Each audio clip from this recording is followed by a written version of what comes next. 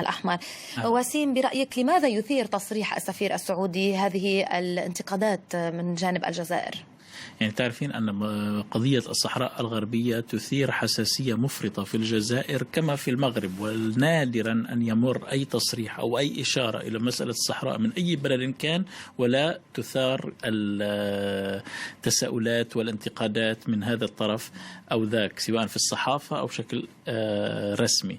الآن ما قاله السفير السعودي هو أنه خلال لقاء مع وزير الخارجية المغربي وبوجود رجال أعمال سعوديين قال بأن السعودية يعني أعلن هو عن زيارة لرجال أعمال للأقاليم الجنوبية بالمغرب، بإشارة طبعا استخدام كلمة الأقاليم الجنوبية إشارة للصحراء الغربية للمساهمة في التنمية، وبأنها تكون رسالة قوية من السعودية لتؤكد على الوحدة الترابية للمغرب والحرص على تنمية هذه الأقاليم بكل ما نملك من قوة. هذا التصريح الذي نقل على لسان السفير السعودي والذي تبعته فيما بعد زيارة رجال أعمال سعوديين فهم في الجزائر بأنه